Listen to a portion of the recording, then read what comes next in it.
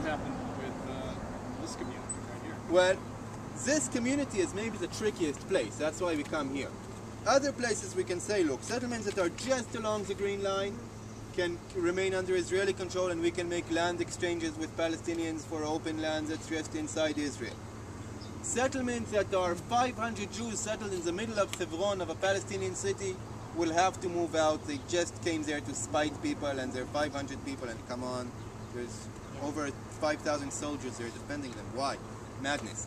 Ma'aleh Adumim is maybe the trickiest place because it's 40,000 people who were brought here by the state, and because there's no way to connect it to Jerusalem, it's built here specifically to make the solution impossible. Ma'aleh Adumim itself specifically is maybe the hardest issue of this whole deal. What do you do with Ma'aleh Adumim? And the answers are difficult ones. One is to say evacuate it, which is crazy, to uproot 40,000 people. Another, which is my suggestion, and the suggestion made yesterday also by some of the leaders of the Palestinian Authority, is leave it on the ground, tell the people, you're still here, but the border has moved, you're paying taxes now to the state of Palestine, just as 1.2 million Palestinians inside Israel are paying taxes to Israel, getting services from Palestine. You can stay here, you can sell your apartment to a Palestinian if you don't like it, but not to try to forcefully evacuate it, because that's madness. My point is, there are possibilities of political solution.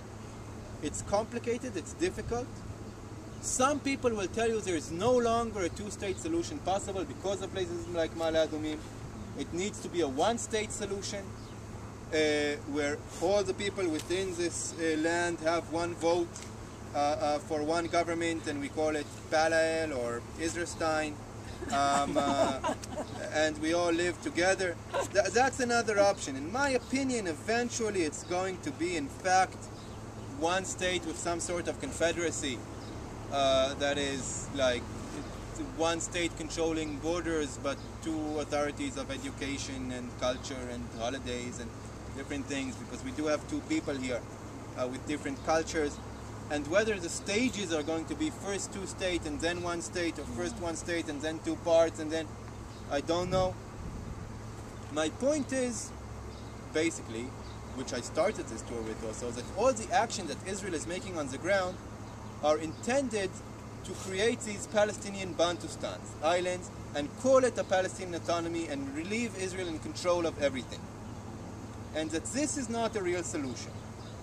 And that the move that's being made now by Barack Obama, at least diplomatically, at least in statements, to say the 67 line is the border, there need to be two states now. Israel needs to make a Palestinian capital in East Jerusalem and make a real contiguous Palestinian state, is maybe the last minute to do that, before E1 and things like it are built. It's necessary, and it requires a huge force of determination behind it to enforce it, because the state of Israel will do anything to maintain its advantage. It will build E1 if it ever gets the opportunity, if ever the attention slips. It is building right now new neighborhoods in Ma'aleh Adumim.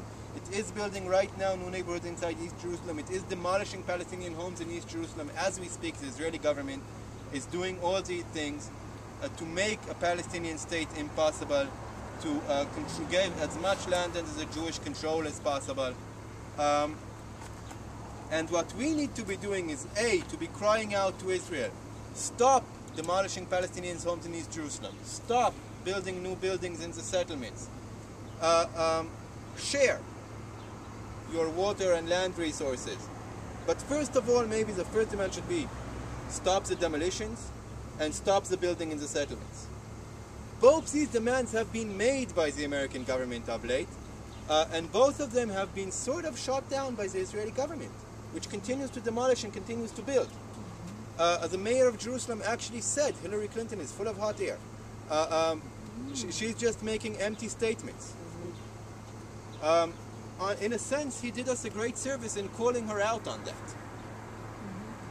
That in fact, the American government has the same policy as the Israeli government, which is to say occupation is bad, we want a two-state solution, and meanwhile keep funding and operating the occupation. And the American government, like the European Union, needs to be called on this doublespeak. American companies, Caterpillar, Motorola, are very deeply involved in the occupation and how it works on the ground. The American government is deeply involved. European companies are deeply involved. Even if they weren't, Israel is a suburb of the United States and Europe. We're not really part of the Middle East. All our trade is with Europe and the United States. If the Europe and the United States were to actually say, follow the law, stop building in settlements and stop demolishing houses, or we have no trade with you, no more Israeli economy like this. The United States and the European Union have all the power to enforce the solutions that they want here. And they choose to make statements saying occupation is bad and to keep funding and operating occupation. And what we're saying is that they, like the Israeli government, like what Obama is now doing to the Israeli government, need to be called on this. Like, all right, Obama, here you are making the right statement. How come you, Israel, are building in settlements and demolishing houses and saying you're moving it towards a two-state solution? Let's move on to you, American government. You are saying to Israel, stop building in the settlements, stop demolishing homes in East Jerusalem. Israel is building in the settlements, it's demolishing homes in East Jerusalem, and you are funding the Israeli army to the tune of $3 billion a year, guaranteeing Israel's bank loans and working with the Israeli army in making the occupation. So how are you any different?